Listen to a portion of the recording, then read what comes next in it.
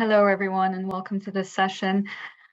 So we are at a point in time where allocations have been finalized and the letters are in the process of being sent to countries to communicate countries of their allocations for the upcoming 3-year cycle. So with that in mind, the aim of this session is to provide you with a portfolio-wide overview of the 2023-25 country allocations. So if we go to the next slide, please. Let's start first with the overall amount that has been allocated and what that represents. So with the pledges that came as a result of the 7th replenishment, a total of 13.128 billion has been made available in funding to allocate for the 23-25 allocation period, which we're now also calling the Grant Cycle 7 or the GC7 period. This amount represents the largest amount that the Global Fund has ever allocated, and it's a 3.3% increase from the previous allocation period where we had 12.71 billion to allocate. So it's important to really recognize that this is a significant achievement and a really impressive outcome considering the broader global climate that we're in. At the same time, this amount is less than we had hoped for, and it is going to be a challenge for this total amount of funding to meet the ambitions of the strategy. And that includes things like that involve scaling up key interventions, includes greater investments in RSSH, and includes needing to introduce new tools to fight the 3 diseases, new tools that are more effective but are also more expensive. All of these challenges are also made worse by the broader global economic context, where there's significant global inflation underway, there's pressures on domestic financing for health, there's forecasted low levels of economic growth, as well as forecasted low levels of government spending in low and middle income countries, as well as increasing levels of debt that many countries are facing right now. So with this in mind, it becomes all the more important than ever to look at maximizing efficiencies and look at maximizing the impact of all available resources. And from the Global Fund perspective, the resources include not only country allocations and catalytic investments, but also C19RM funding, which provides an additional lever to increase funds in relevant areas, including resilient and sustainable systems for health. And the next slide, please. The country allocations that are being communicated right now have been produced based on an allocation methodology, which I will briefly explain. The allocation methodology, it's being applied now for the 4th cycle of allocations in a row. And since inception, since the beginning of the allocation-based funding model, the aim of the methodology has been the same. And that is to take the total amount of resources available for allocation and drive them so that the funding is focused towards countries with the highest burden and lowest economic capacity. In sum, the allocation methodology works as described on this slide, and it's as follows. Of the total amount of sources of funds for allocation for every 3-year cycle, a portion is set aside for catalytic investments, and the vast majority of the funding is then channeled through the country allocation methodology. What that means this cycle round is that the 13.128 billion was run through an allocation formula. That amount was divided up front according to a global disease split for HIV, TB, and malaria. The global disease split for this cycle was updated to enable a greater share of investments, of the total investments, to go to TB, with the exact split of resources across HIV, TB, and malaria being based on the total amount of funding available. So the amount was split according to the global disease split, and then within each disease pot of funding, the formula was run, driving funds primarily based on disease burden and economic capacity. That produces the formula amounts. Then the last step to produce the country allocations is that the amounts are then refined as needed to then take into account important epidemiological, programmatic, other country contextual factors based on a standard set of factors to then finalize the country allocations. And so that's what has produced the final allocations that are being communicated to countries. Next slide, please. So now we talk a little bit about the outcomes of the allocations. This graphic on the right shows the total amount of funding for country allocations by disease in the 23-25 allocation cycle compared to the previous two allocation cycles. And maybe before we talk about by disease, let's focus on the total height of the bars, because this shows quite clearly how we are in a very different position today than we were 3 years ago. When 3 years ago, when we were launching the 2022 allocations, we were at a point in time where we were allocating 2.4 billion more than in the previous cycle. And so that amount enabled a great degree of scale up in resources to fight the 3 diseases. This time round, we have about 378 million more in funding compared to the previous allocation cycle. And as you see on the graph, what this means is that we are able to then allocate more for HIV, TB, and malaria than in the previous allocation cycle. So there is more funding going through each of the 3 diseases, and particularly so for TB because of the new global disease split. TB gets 154 million more than it then was allocated in the communicated allocations last cycle. HIV gets 152.6 million more than last cycle, and malaria, the amount of funding is 111 million more than last cycle. So that's good news. There's more funding available for for HIV, TB, and malaria. Having said that, it will be a challenge for this amount of resources to even meet critical funding needs that are currently funding from the current grant cycle, let alone scale up. And that's partly because of the global economic challenges that I spoke to earlier, but it's also in considering the new challenges that each of the 3 disease programs face today, such as enormous setbacks that we have seen versus 3 years ago due to COVID-19, or it also includes resistance, malaria drug and insecticide resistance that is growing, that's greater now than it was 3 years ago. And because of these challenges, it's going to be certainly tough to meet critical funding needs, let alone scale up. Next slide, please. So I spoke earlier about how the allocation methodology aims to fund highest burden countries and countries with lowest economic capacity. And this graphic tracks how allocations have fared to the highest burden countries for each of the 3 diseases. What it shows, again, across the 3 allocation cycles, the HIV, TB, and malaria allocations for the top 15 burden countries for each of the 3 diseases. And what this graphic shows is that the allocations continue to focus funds on countries with the highest disease burden.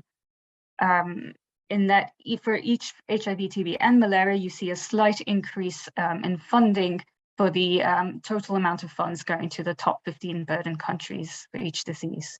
And these countries account for the total allocations for these top 15 burden countries represents 63% of the total amount of funding allocated this cycle.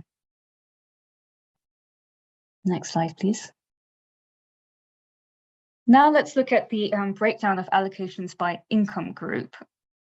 We have presented this in 2 different ways, both of which tell the story from a different perspective, but both of which are very informative.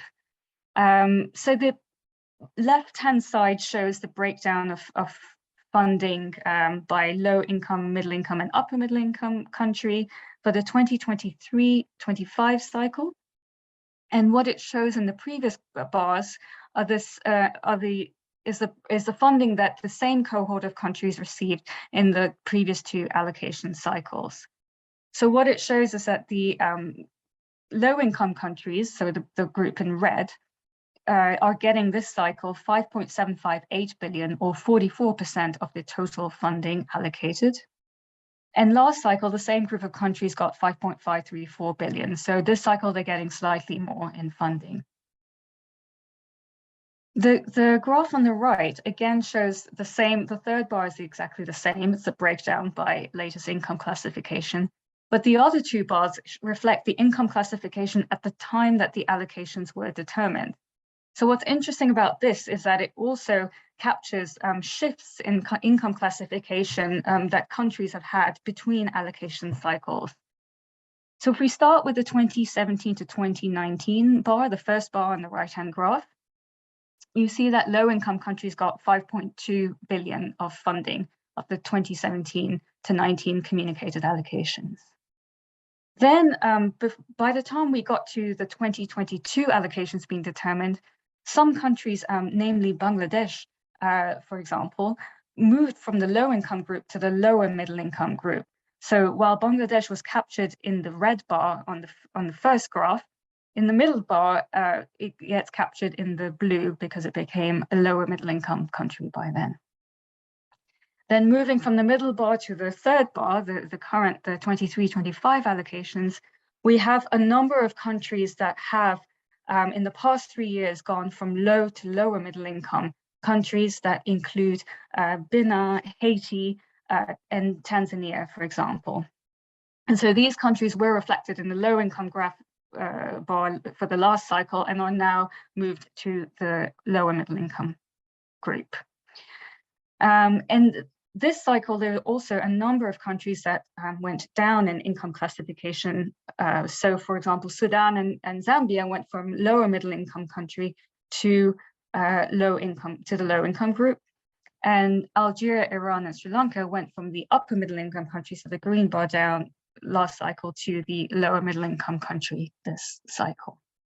So this graphic is interesting because it shows the breakdown of income at the time the allocations were determined, and it also captures the movement between income classifications of countries over time. Next slide, please. So now we move to show you what the allocations are faring in terms of the breakdown by geographical region. So here again, you see the first three bars show the total amount of allocation by geographical region over the past 3 allocation cycles. And then the very last bar shows this current cycle, 23-25, but in percentage terms. What you see is that if we compare 23-25 to the previous allocation cycle, all regions received slightly more funding than in the previous period. And the share of the total is very much broadly the same for each geographical region.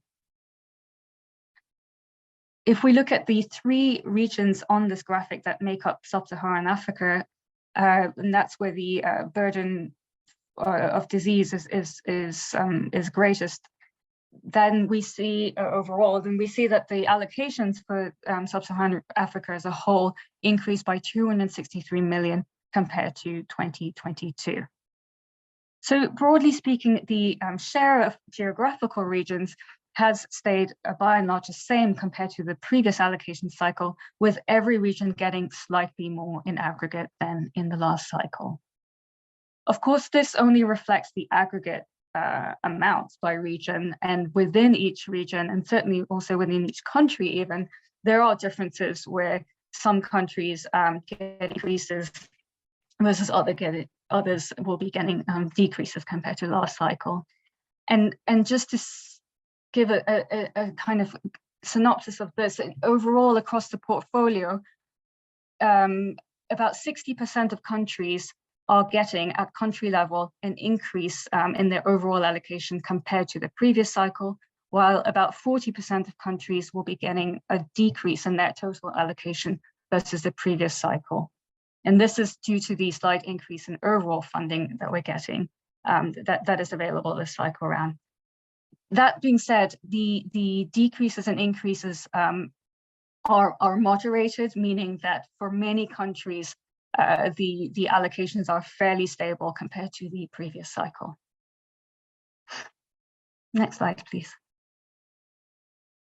Now, this is the final slide, and this shows the allocations for a couple of more key groupings, starting with RSSH priority countries. Now, I think I should state up front, it's very important that RSSH investments are critical to boosting HIV, TB, and malaria outcomes in every single country.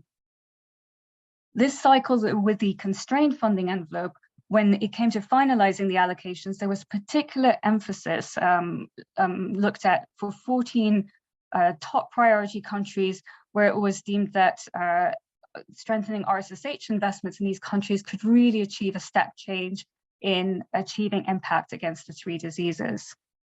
And so the graph on the left reflects the outcomes of the allocations for those 14 countries, the overall country allocations for them, which show that in aggregate, this group of countries gets 5.7% more in the total allocation than it did in the 2022 cycle. On the right-hand side, we have here the group of countries that are classified as challenging operating environments. And similarly, this group of COE countries also gets a 5.7% increase compared to what they were getting in the previous cycle. And this is more than proportionate, a more than proportionate increase as the total increase in funding is 3.3% more than last cycle. Now, COEs they get an increase in mostly get an increase in the formula anyway, because by and large, COE contexts are countries which are low income and tend to have higher burden. In the qualitative adjustments process to finalize the allocation, there was in some contexts further increases made to take into account the greater implementation costs of operating in challenging operating environments. And so what you see here reflects the final outcome of the formula and the qualitative adjustments. So that concludes the overview and this presentation, which hopefully gives you a brief snapshot at portfolio level of what the 23-25 country allocations are looking like. Hope this was helpful and most happy to take any questions you may have at this point. Thank you very much.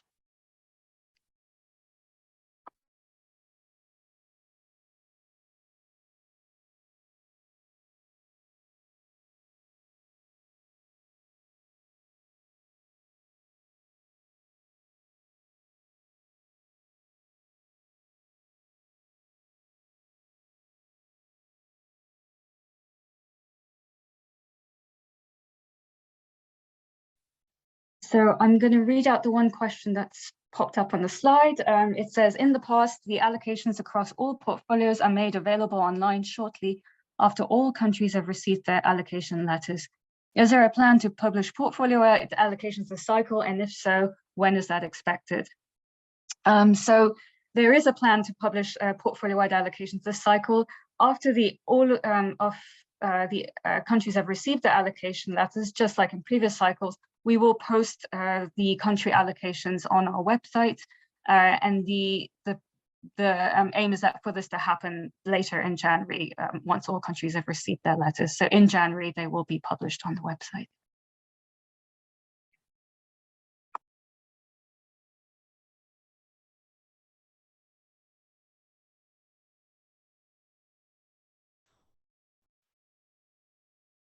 We just got one more question in the chat, so my team will post it shortly on the slide.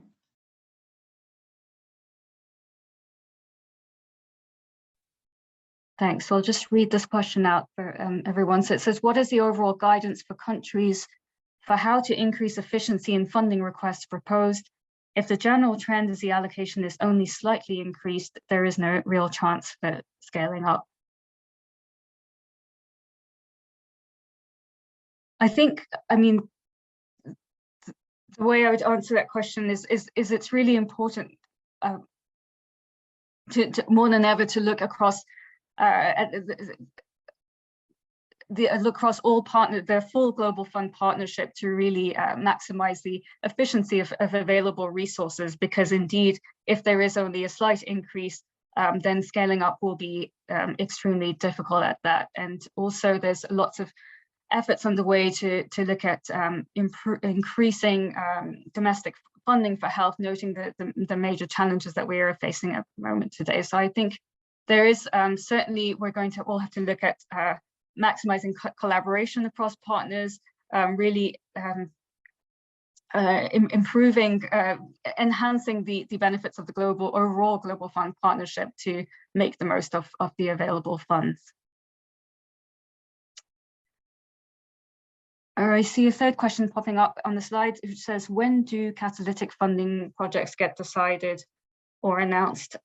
I believe that you're going to be having a catalytic funding session on the 9th of January, and so you'll be able to get a lot more questions answered at that session. But just to say very briefly, catalytic funding is operationalized into matching funds, strategic initiatives, and multi-country grants.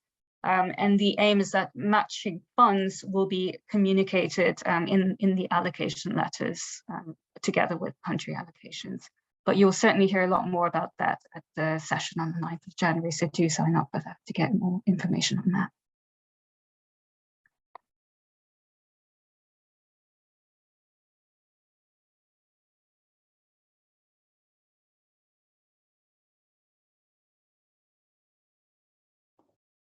So that's all the questions we have one more that just popped in. One moment. It's in French, so we'll have the translators or the interpreters go ahead and do that.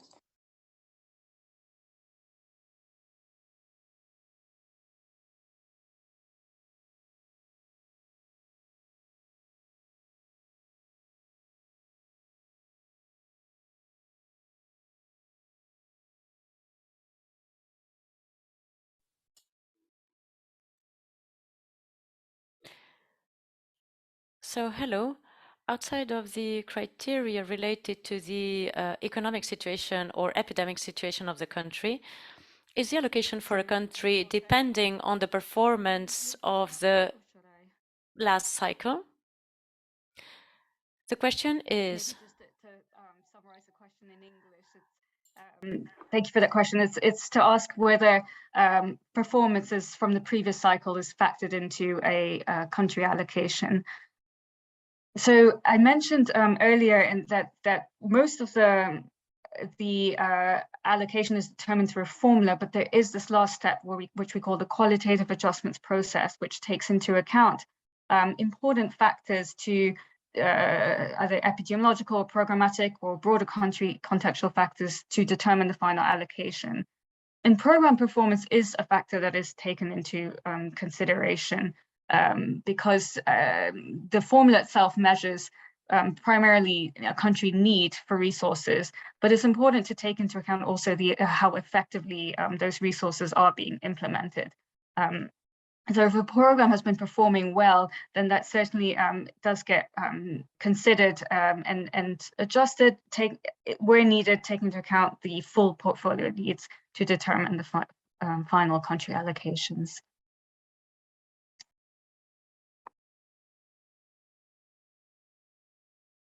And as to the fifth question, is the session on catalytic funding the same one as the matching funds? So yes, the catalytic funding will cover matching funds as well during that session, because matching funds are one component or one modality of the full catalytic funding pot.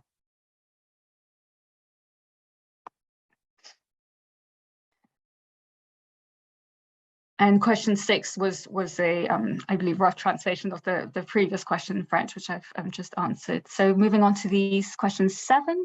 Are the allocation outcomes final? Yes, the outcomes are final, and they will be posted online in January.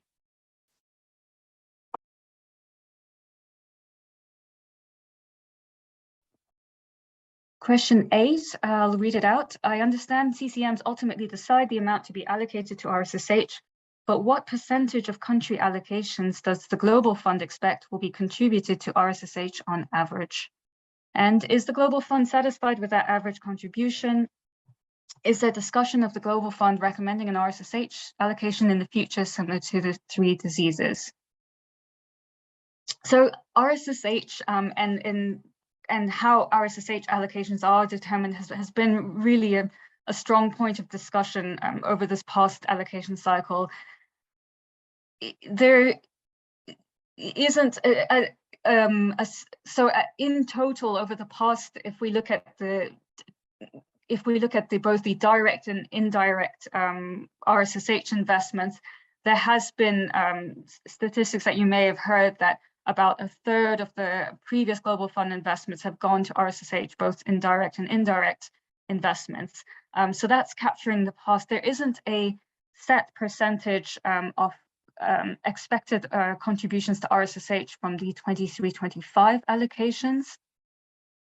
However, there is going to be are different ways to look to strengthening RSSH investments and to enable RSSH investments to be more strategically focused in view of the fact that we have a limited envelope, but that we at the same time have to enhance RSSH investments to support HIV, TB, and malaria outcomes. So there's different tools and levers that the Global Fund Partnership is looking to improve the use of to improve investments in RSSH for the upcoming cycle. There is no RSSH specific allocation for this cycle. Just like with the previous allocation cycles, there will be an HIV, TB, and malaria allocation, and the country has full flexibility to then shift those the amount of funding across diseases and for RSSH. Having said that, there's ongoing discussion on how to look to strengthening RSSH investments in view of the fact that we have HIV, TB, and malaria allocations.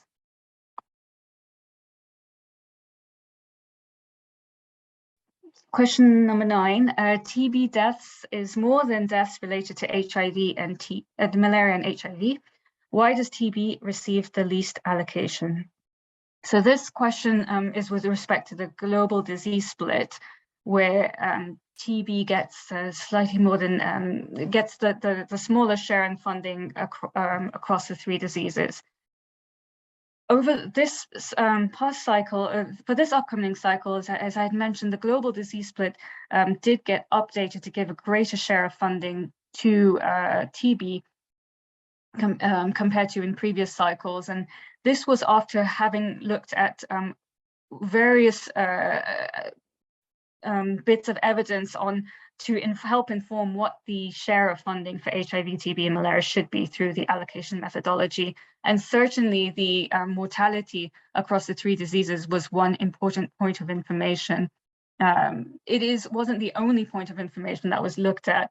It was very important to also consider that we can't let a foot off the pedal for HIV and malaria either, and to recognize that the Global Fund has commitments to investments in all 3 disease programs, and that reducing funding for any of the 3 diseases would carry on significant risk. So it was within those challenges, but also recognizing the high and the growing burden of TB, that the global disease split was revised for this upcoming cycle. Question 10, is there any guidance from the Global Fund on the proportion of the grant that goes to community-related activities and CSO engagement? So not that I'm aware of, but if there are other access to funding colleagues who would know otherwise, they could if they could please help with this question, but not that I'm aware of. Question number 11. Oh, Nicole, did you want to come in on that one? Yes. In the allocations by pathology, how is TB, HIV co-infection taken into account? So we'll follow up shortly. Thank you. So is the allocations by pathology? So on to question number 11. This one is in French, but I'll just broadly translate it to ask. The question is whether TB, HIV co-infection is taken into account in determining the allocations. So the TB allocation is based on a burden metric that includes that is the number of TB cases and the number of MDR cases. The HIV allocation is based on a burden metric that includes that is the number of people living with HIV, with some adjustments made for key population needs as well. So while it doesn't directly factor co-infection, planning of HIV and TB malaria, joint planning of HIV and TB allocations in countries with high TB HIV co-infection is something that is very much encouraged in the programming process.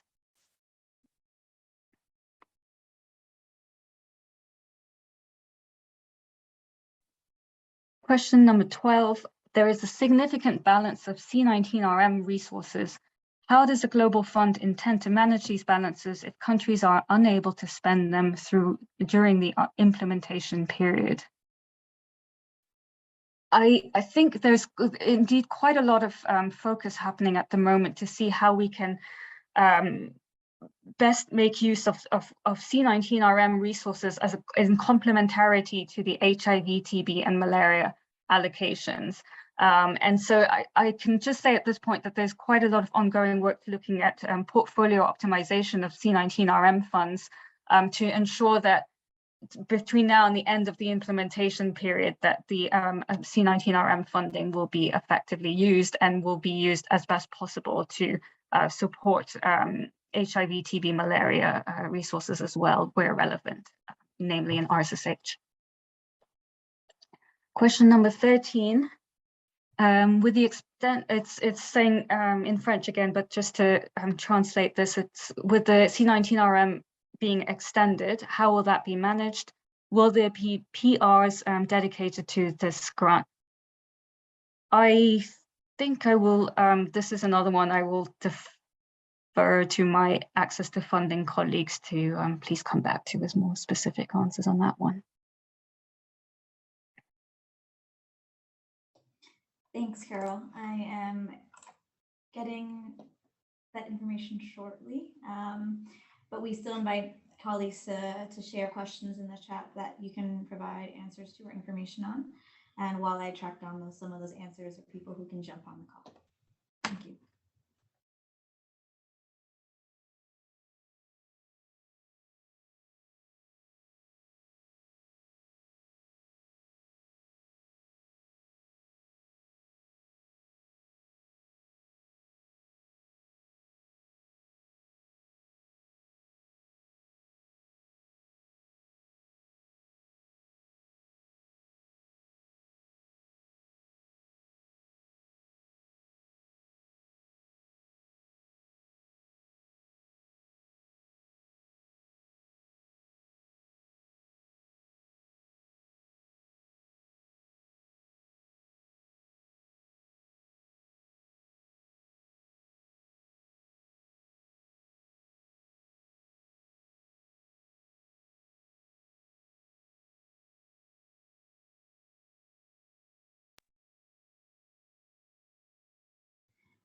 Hello again. I have the question or the answer to question 10. So it is not specific in budgeting guidelines that a proportion of a grant is required to go to community-related activities and CSO engagement.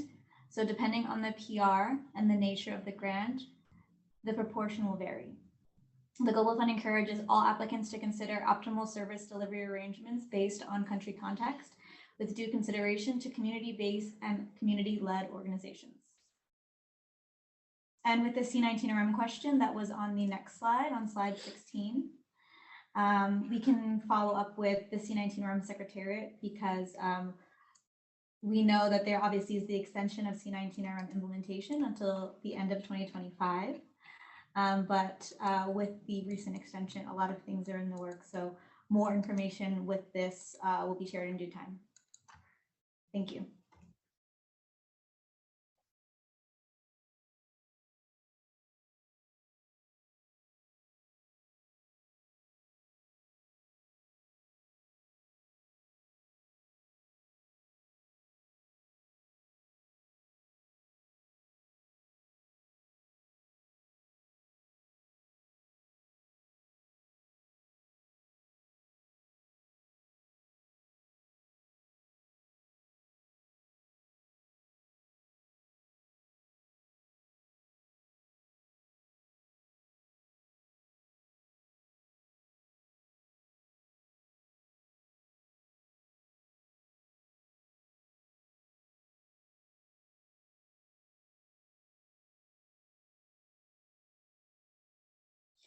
And as Odd mentioned in the chat, we invite everyone to answer or to ask any questions that we can support or answer within this call, as we have a bit of time left, and we want to support you with the time allotted. So over to the attendees.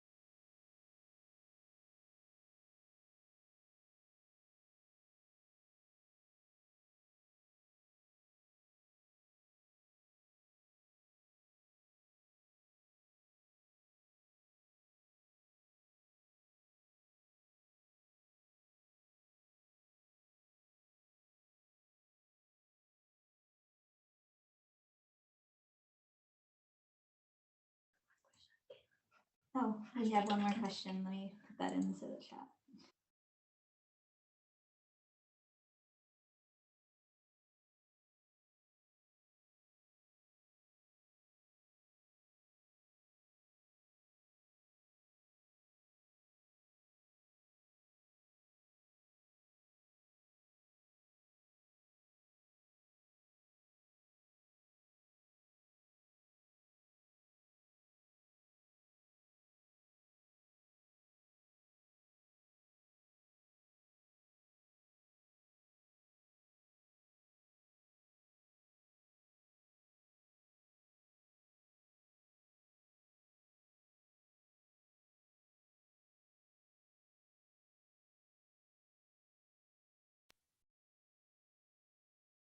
Nicole, these questions, next set of questions are more on the process.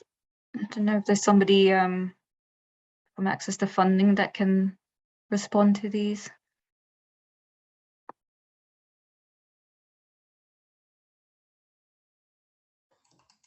Sure, let me connect. But I do see one from Jonathan. Could someone share the link to enroll for the 9th January webinar? So we have that link on the external website, so I'll send that link shortly.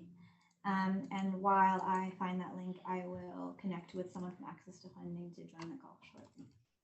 1 second.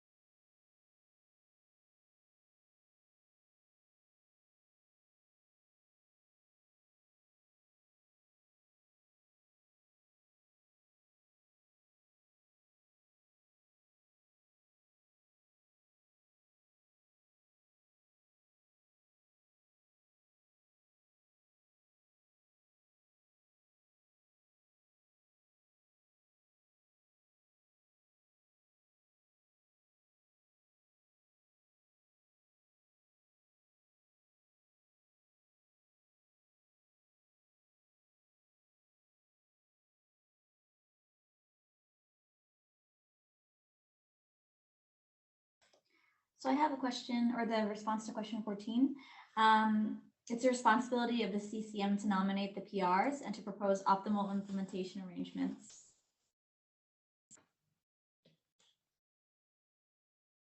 And for the 15th question, more information coming. I will say on 15 though, I do know that there are some countries where the country allocation has been decreasing over the past at least 2 allocation cycles, and those and for countries that are in this context and where they are towards the upper end of the income spectrum, mainly towards the upper middle income countries, then there will be some language included in the allocation letter to just encourage the country to prepare for eventual transition from global fund funding. So that's in this small set of countries that fit within that context.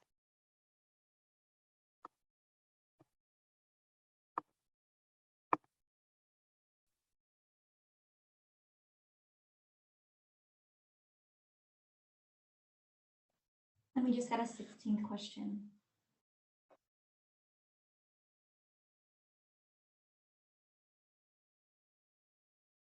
Sorry, more technical. We'll respond in the chat.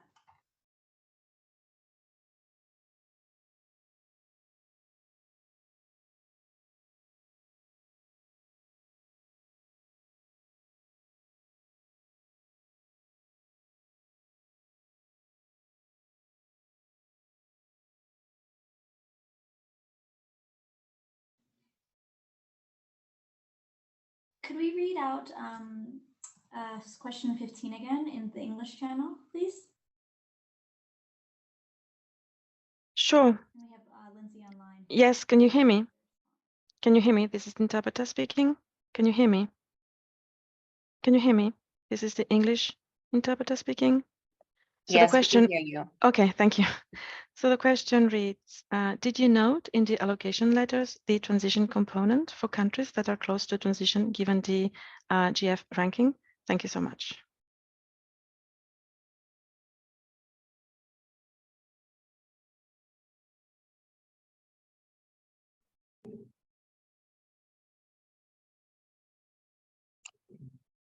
So I can, hi, my name is Lindsay Smith. I'm one of the managers in the Access to Funding department. We have been very busy trying to complete the allocation letters to send out as many as we can by the 23rd of December. And there are some transition funding components that is noted in the allocation letter.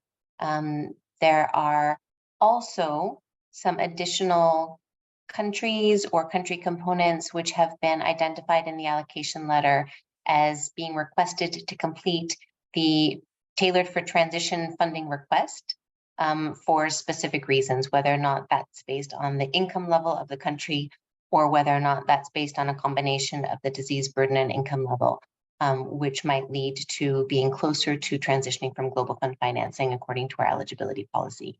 That information is included in some allocation letters, and in early 2023, we will be updating the transition projections, which will give some insight onto an analysis of income level projection changes and how that may affect future eligibility for global fund financing. But again, those are projections. Those are not guaranteed to come about. They're based on some additional data that the Global Fund is collecting and would be happy to make available to our partners.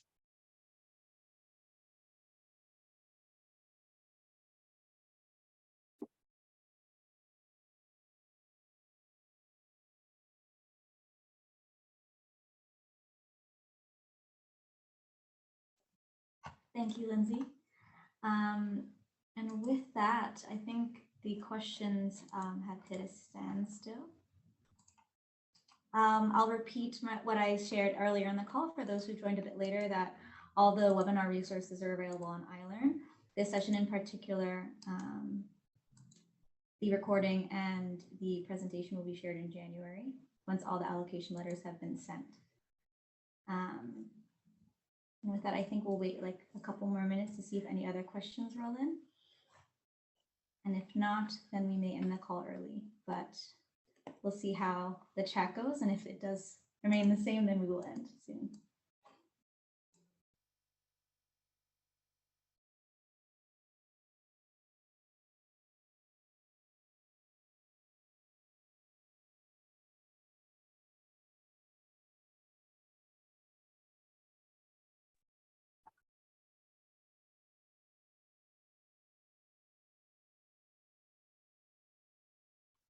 Okay, I think with that, a couple minutes have passed, or a minute has passed since I last spoke. So I think if we go to the next slide, I just want to thank everyone for joining today's session, especially Carol and Lindsay. It's a very busy time at the Secretariat, so we want to get all these messages to you soon, and we will share more in the new year via these resources and the allocation letter soon. So thank you. Hope you have a good end of the year and happy holidays.